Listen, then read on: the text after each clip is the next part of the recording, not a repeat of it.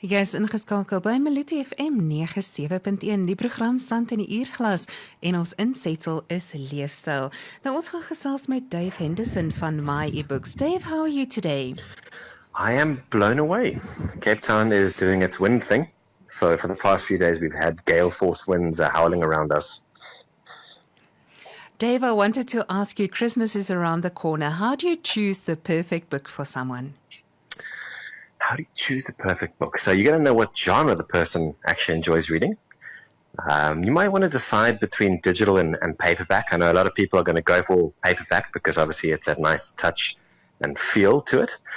Digital technically means you can get books that are harder to find and maybe at a better price as well. And I think putting your ear to the ground and kind of finding out what they've been reading, typically, or what genre they've been in, or if they have a favorite author, if there's a book that they have been desperately searching for. I think just put on your detective cap and do a little bit of homework before figuring out which is the best book for them. Dave, you have a surprise for us. What book are you going to introduce us to today? So I've got a beautiful and touching story written by an author called George Bowley.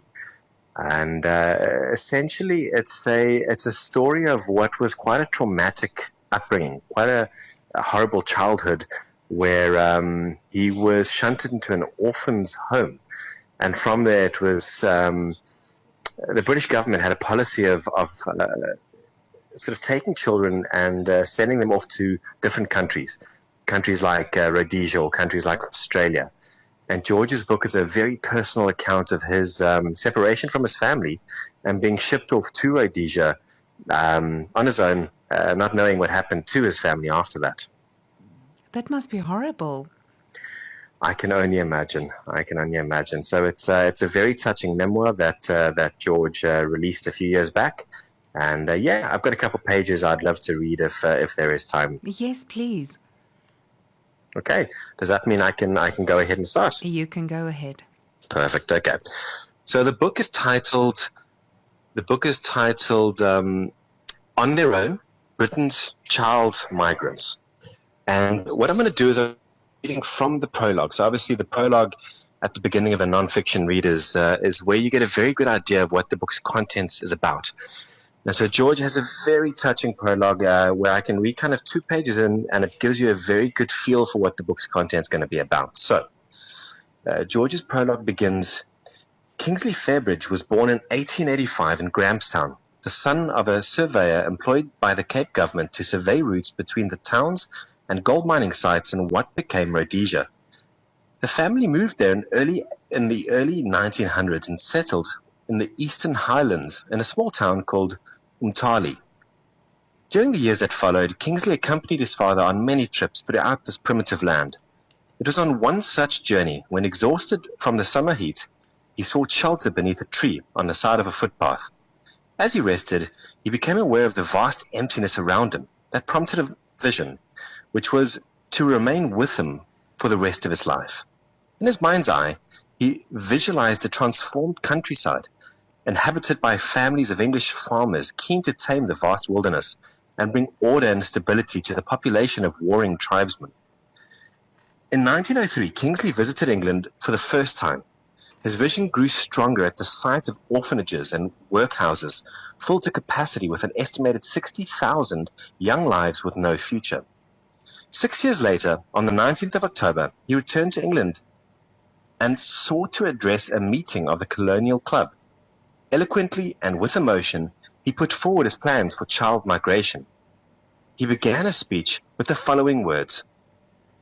The colonies have above all things a superfluity of land for the landless men of Britain.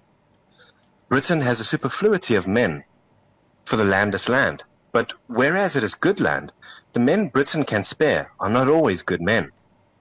The best immigrant farmers have been the aristocracy of English yeomen, such as England can ill afford to lose. The colony should be taking something that England does not need. As a result of his appeal, the Fairbridge Trust was formed, and prior to the First World War, a consignment of children pulled from homes around the country was sent to Australia, where with their labor they built rudimentary houses for themselves and were taught basic farming skills to prepare them for employment on Australian farms. By 1939, over 1,000 children had been relocated to the Fairbridge farm schools. With the end of the Second World War, child migration resumed at pace. The churches, Barnabas homes, and other government bodies led by the Child Welfare Department became involved and under pressure to fill the berths of ships bound for the colonies.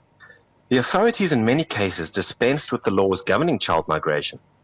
Often in the confusion, without a parent's knowledge, siblings were separated in the drive to fill the migrant quotas, and as a result, many parents and offspring were sentenced to a life of searching. I was one such child that, like a swallow, left for warmer climes.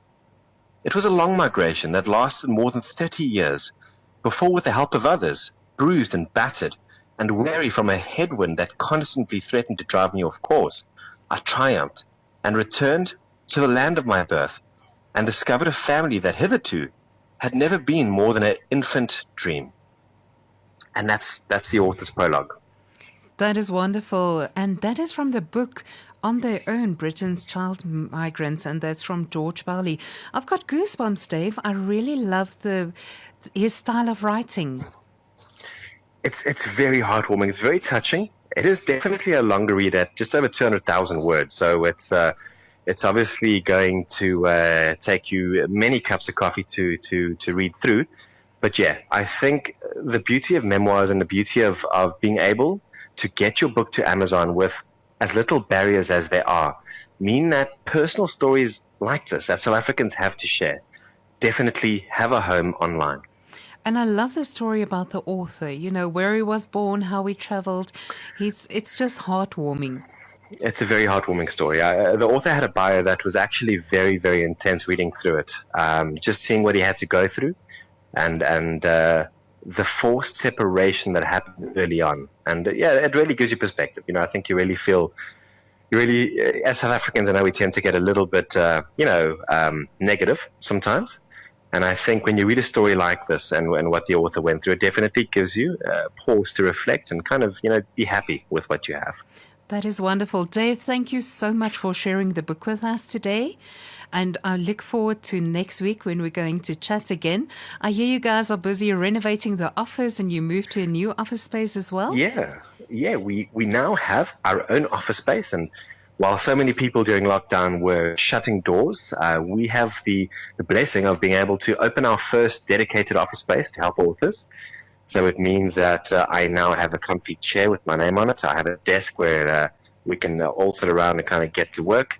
So yeah, it's definitely been as personally difficult as lockdown was. For a digital business, we had a couple of advantages, thankfully. Dave, if there are any authors in the Eastern Free State that do want to get in touch with you, what email address can they use? So the best email address to use to get hold of us is publish@myebook.co.za. So that's publish@myebook.co.za. And obviously, I think before the authors reach out, because of how we help authors being self-publishing, I think an author just needs to, before the time, decide if self-publishing is going to be for them, or if they perhaps want to go the traditional route, where they approach a bigger, more fixed publisher like Penguin, for example, and reach out and say, would you take my book? So there's obviously big differences between the two models. And so I suggest an author, whilst they're reaching out, does a bit of homework to figure out which option is going to work best for them. Dave, thank you so much for the chat today. We will speak again. It's always a pleasure. Yes, we will speak again next week, and you must have a lovely weekend. Thanks, Ransie. Speak next week. Thank you. Bye-bye. We were chatting to Dave Henderson from MYeBooks in Cape Town. If there are any authors in the Eastern Free State that would like to contact him, you are welcome to.